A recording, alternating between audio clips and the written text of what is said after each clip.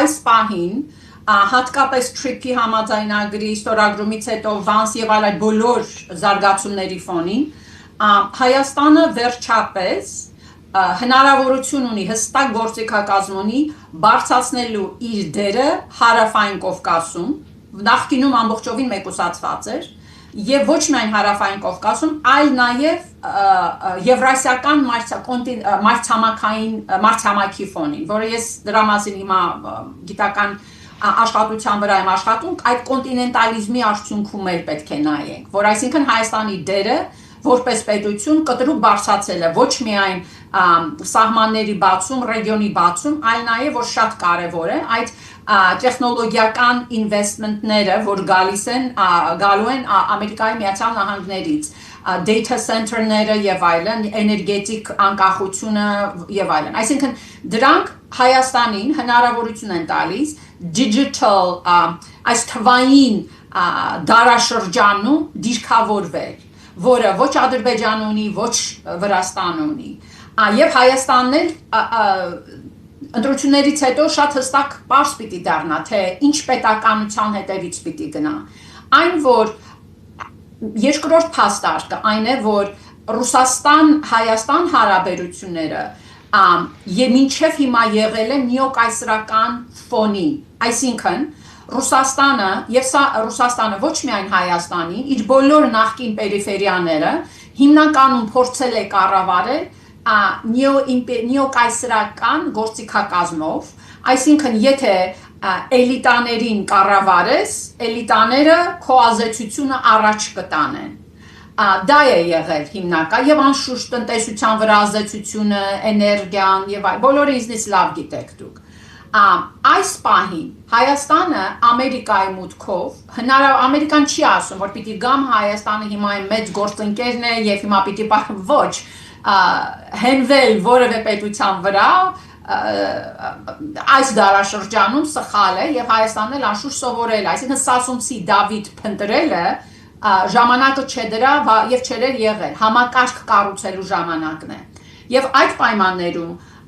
եթե Հայաստանը կարողացավ շարունակել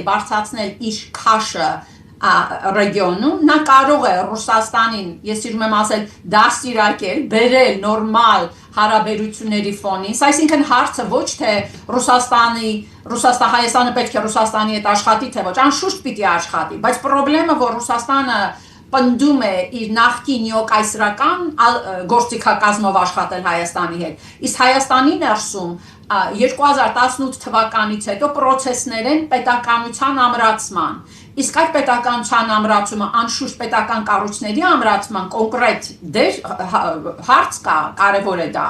ռեֆորմներ եւ այլն, բայց ընտրությունից ընտրություն, այսինքն Հայաստանը ձևավորվում է որպես քաղաքական միավոր, որտեղ հասարակությունը այդ տարբեր կարծիքներ կարողանում է կոնսենսուս առաջացնել, կոնսենսուս կառավարել որպես համակարգ։ Դա է, որ Ռուսաստանը ռիսկային է համարում, ինքնակառավարման պրոցեսների համակարգերի խորացում Հայաստանում։ Եվ այդ առումով այո, Հայաստանը կարևորվում է, Հայաստանի դերը կարևորվում է եւ Ամերիկայի հետ հարաբերությունները շատ են ողջունում, հատկապես այդ data center-ներին արհեստական բանականության հետ, տեխնոլոգիայի հետ հարաբերությունը, որը հնարավորություն է տալու Հայաստանին դառնալ թվային պետություն եւ առաջատար լինել այդ թվային պետության կառուցելու process-ին։ Բոլոր պետությունները այդ ուղին պետք է անցնեն, բայց Հայաստանը առաջ է, այսինքն պատմության մեջ կարծես թե կարողացել է դիրքավորվել, առաջ ընկնել այս պահին։ Եվ այդ առումով ես տեսնում եմ, թե Արևմուտքը եւ Ռուսաստանը ինչպիսի պետություն են պատկերացնում Հայաստանում եւ Ռուսաստանի խնդրեմը, որ շարունակում են նեոկայսրական գործիքակազմով աշխատել, իսկ դա արդեն սկսում է վնաս հասցնել Ռուսաստանի ներսում, քանի որ պատերազմը 1, էլիտաների միջոցով աշխատելը 2, այն որ Հայաստանը եթե շարունակեց, կարողացավ այս գերտերությունների տարբեր շահերին առաջ տանելու հնարավորությունը խորացնել, դա պետք է լինի։ Եվ այդ առումով TRIPS-ը չի ենթադրում Ռուսաստանը պիտի դուրս մնա, չգիտեմ, Իրանը չի կարող, Դրանք ինֆրաստրուկտուրային կապվածության ճանապարհներ են եւ այդ առումով Ռուսաստանը արդեն ինֆրաստրուկտուրային ուժ ունի Հայաստանում, այդ երկաթ գծերը եւ այլն, բայց այն որ չի կարողանում իր եղած ռեսուրսը օգտագործել եւ անընդհատ թիրախավորում է Ամերիկայի Միացյալ Նահանգներին, թե ես դա սպառնալիք եմ տեսնում այն,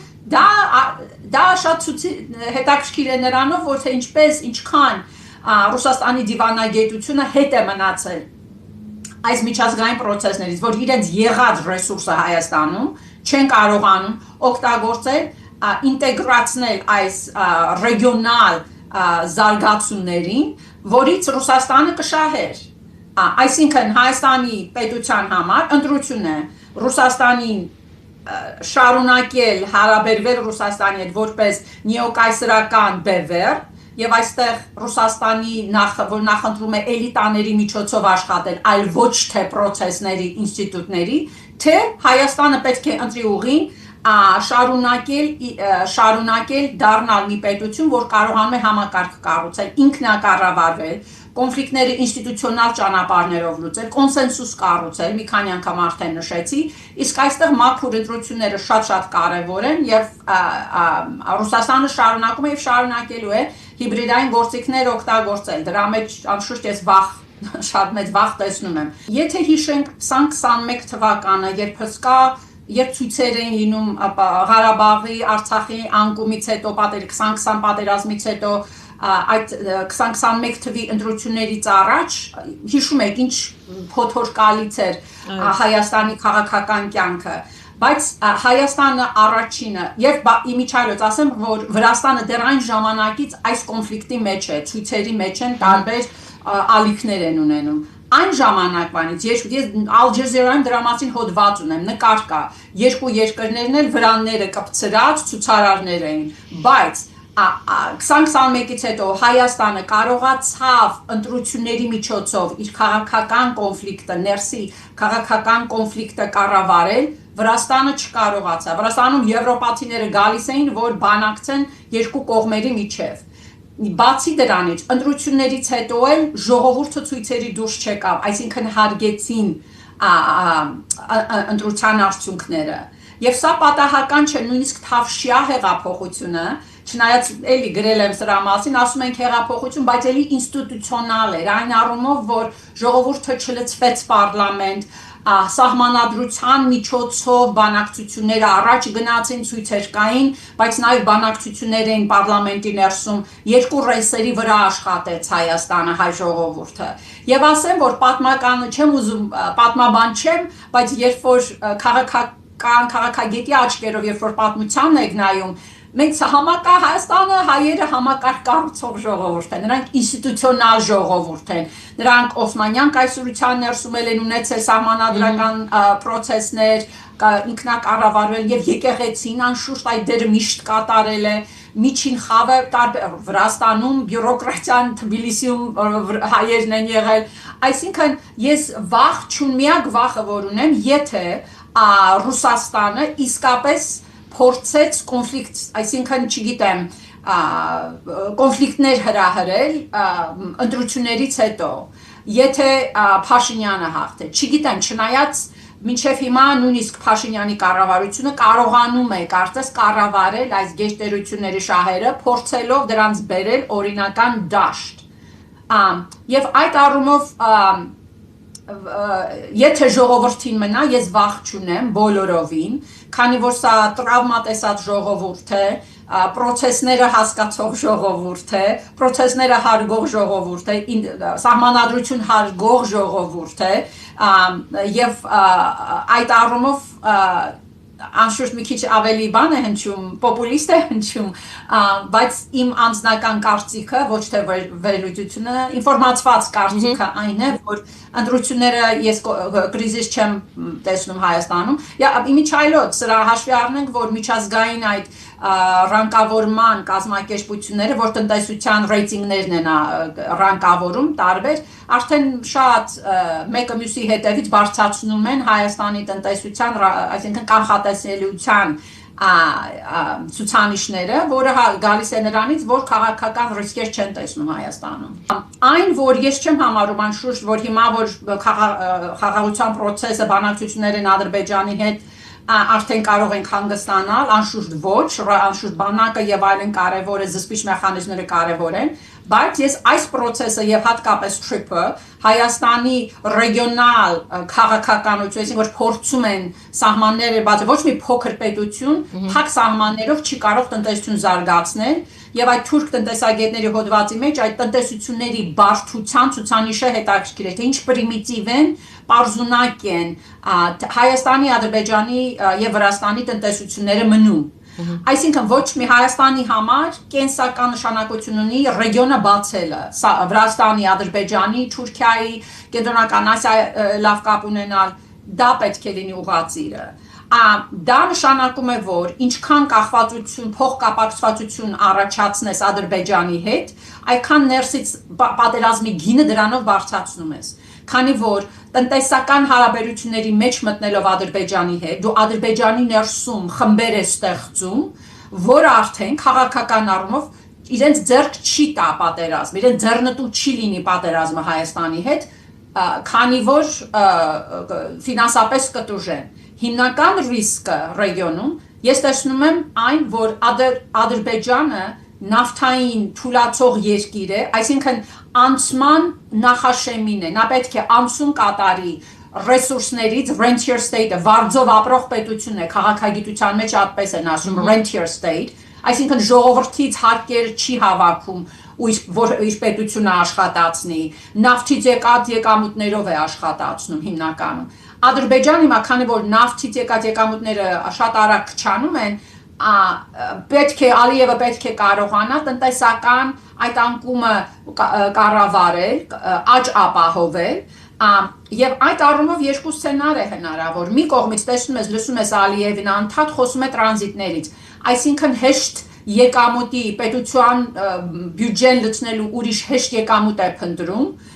քանի որ ընտրություններ չկան ավտորիտար պետություններ, դրա համար է անդադ